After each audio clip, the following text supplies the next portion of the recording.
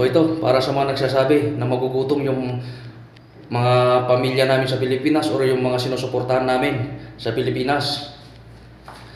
Kapag sumali kami sa Zero Remittance Week, hindi kami sasali sa Zero Remittance Week kung magugutom yung pamilya namin, kung alam namin na magugutom sila.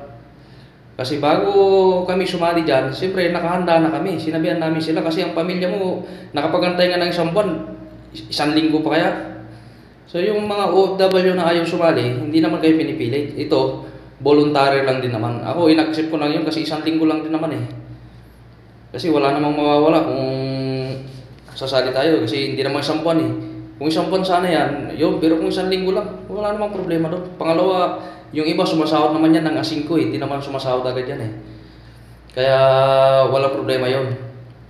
Yung petsa na March 28 hanggang 4.